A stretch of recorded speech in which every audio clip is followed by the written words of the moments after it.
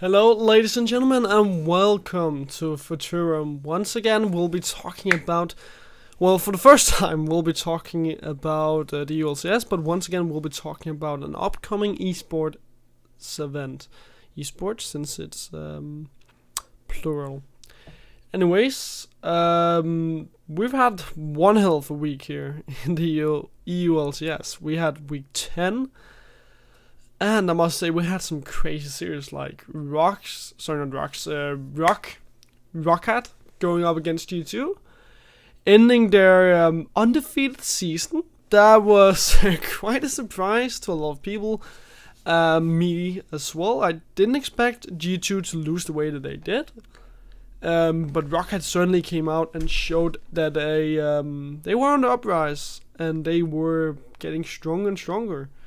We also had Fnatic versus Misfits, which was a series that ended up taking away the dream that Rockcat had built together for themselves. Like, they just got to a point in their career, the players, where they could go to the playoffs.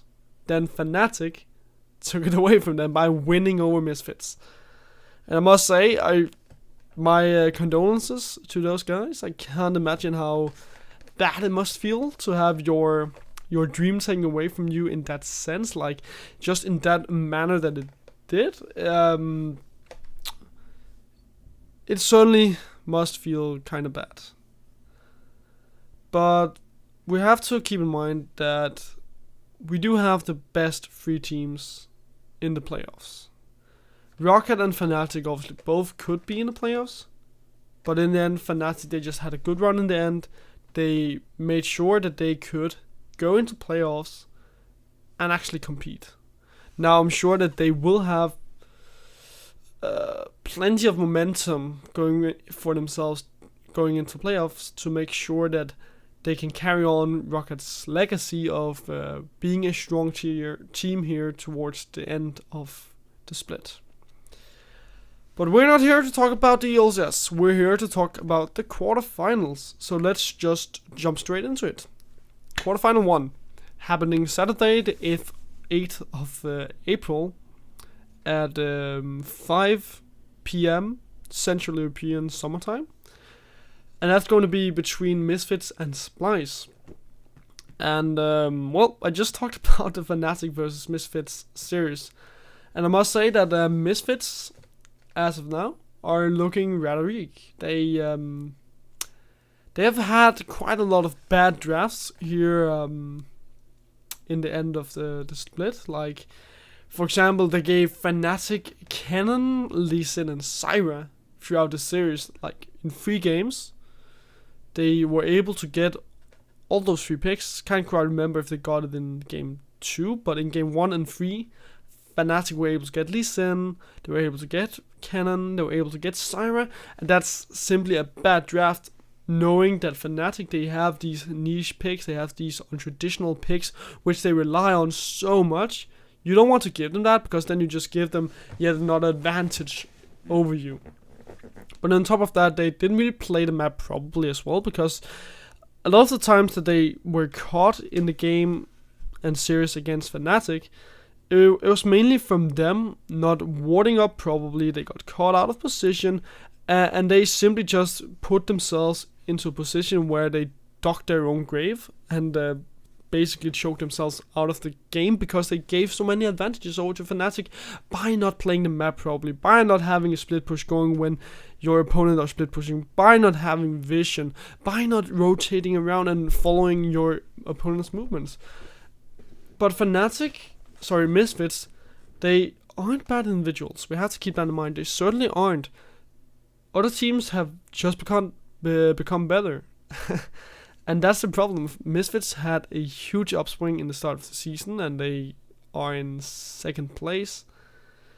But they just really weren't able to keep it going. They lost a lot of the momentum, a lot of their strengths got overruled by other teams, and that's why they have been looking fairly weak as of now.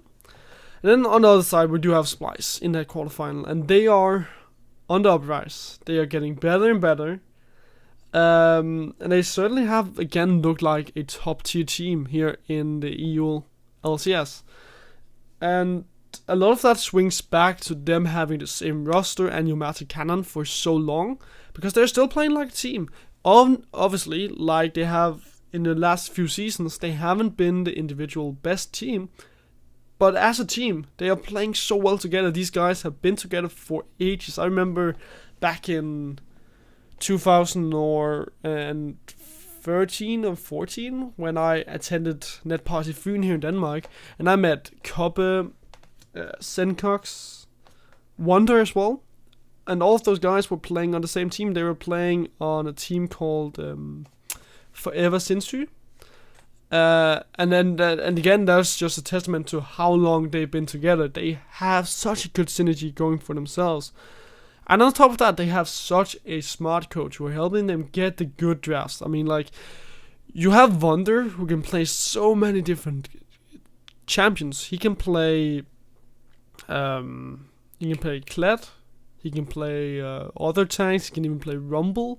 That guy can play everything, and it just all steams back to the fact that they have a smart coach who are able to make good drafts, who are able to make sure that his players play so many different champions.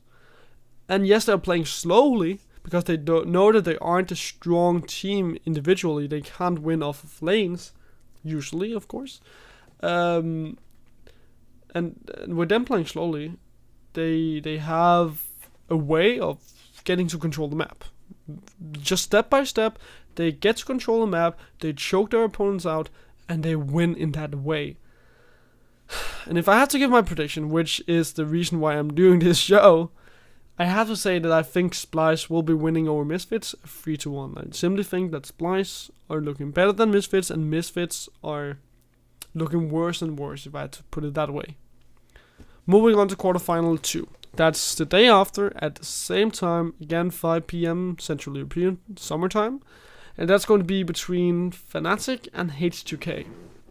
So, starting out with H2K. They have been looking fairly strong against certain teams. Some teams are still better than them. And they have a slow playstyle, which can punish them, because it's not like with Splice, where H2K they just slowly gain advantages time and time again. I feel like sometimes they are solid as a rock in that playstyle, and they are steady going, smart and calm and collected. But sometimes they are not steadfast, sometimes they don't push the advantages, sometimes they just lose because they don't make any proactive plays. And they are close to the top of the table, of course, because they are a fairly good team, as I said. But they have some trouble closing out games and making plays around the Baron. And that's super standard from H2K. That's something we have seen time and time again from them. But it's just, again, this slow playstyle oriented around objectives and trying to gain control of the map, which aren't always working for them. And that's why we could see them get punished by this. Obviously, we have to keep in mind that if they pull themselves together, they could put up a strong fight from their side. But they just have to know how to protect themselves in terms of this playstyle that they have, in terms of winning over the opponent. But they do have Prolly, and he's a really smart coach, helps them quite a lot in terms of drafting. So at least they can win and gain advantages from the champion select, which should help them quite a lot against their opponent, which is Fnatic, who have been looking better than in the start. They have recently just fired Nico the Pico. And I'm not quite 100% sure that having fired Nico the Pico is the reason why they are looking so good, the reason why they are being such a strong team. There must be something else behind it. And who knows? Like, yes, Nico the Pico might have been a bad coach, but if you develop a resistance, so to say, as a player against your coach, and you don't listen to him, you don't see the plan that you have in the game, you don't unfold the way that it should unfold, you obviously are at a disadvantage. So, are they in the honeymoon phase? Like, are they on a honeymoon right now in terms of Fnatic's playstyle? that might very well be. But they have been looking fairly strong here lately, nonetheless, with Finlay taking over the coaching position. And their niche picks, their extraordinary, unorthodox picks, have been working out. We have Cannon, who has been looking like a strong pick from Reckless. And on top of that, they have just developed this super aggressive, split push oriented playstyle, which is so fun to watch because you have an AD carry out on the side lane, you have a top laner and a mid laner as well. It's not the traditional 1-3-1. It's more than that. It's just a weird kind of split pushing oriented playstyle, but it's working. And the reason why it's always working as well is because they fight all the time. They are always looking for fights. They're always looking for ways to pull themselves ahead. But we have seen it before, that if they fall behind, they have trouble. And if they fall behind against a team like Hazuki, then Fnatic will be in trouble. Then they won't have as easy a time pulling themselves back, and it could bite them in the arse if they fall behind. But nonetheless, I do think that Fnatic's playstyle is very fun to watch. It's a refreshment. It's something new. And I do think that they can overpower H2K. So if I had to give my prediction, I think that Fnatic will take the series 3-2. And that's it from this episode of the EULCS Playoff 2017 Spring Split Quarterfinals of Futurum. So thank you all for watching. Have a good one, and I'll see you next time.